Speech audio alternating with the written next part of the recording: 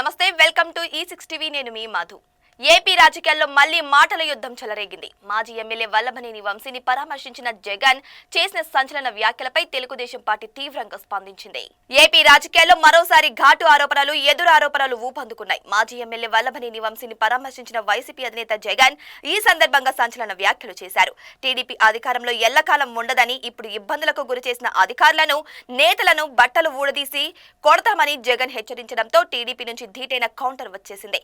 అయితే నిజం చెబితే తల 1000 ముక్కలవుతుందనే శాపం మీకేమైనా ఉందా జగన్ రెడ్డి అంటూ నారా లోకేష్ తీవ్ర వ్యాఖ్యలు చేశారు. పచ్చి అబద్ధాలను కాన్ఫిడెంట్ గా చెప్పడంలో మీరు పీహెచ్డీ చేసినట్టున్నారని ట్విట్టర్ వేదికగా ఆయన వ్యాఖ్యానించారు. ఇక మంత్రి కొల్లు రవీందర్ మీడియా సమావేశం నిర్వహించి మరింత ఘాటుగా ఆరోపణలు చేశారు.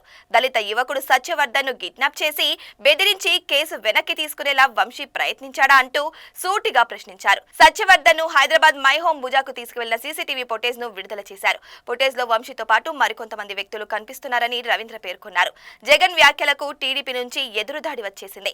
అయితే 100 మందికి పైగా వైసీపీ రౌడీలు టీడీపీ కార్యాలయంపై దాడి చేసిన దృశ్యాలు కోట్లాది ప్రజలు కల్లారా చూశారంటూ టీడీపీ నేతలు మండిపడ్డారు.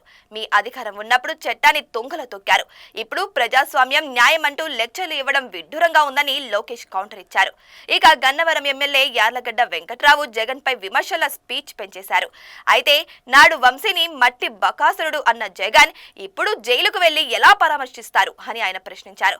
వైసీపీ బూతుల సంస్కృతిని ప్రోత్సహిస్తోందని తీవ్ర విమర్శలు గుప్పించారు. వంశీ అరెస్టు తర్వాత ఏపీ రాజకీయాలు మరింతగా వేడెక్కాయి. జగన్ వ్యాఖ్యలపై టీడీపీ దిమ్మ తిరిగే కౌంటర్ ఇచ్చింది.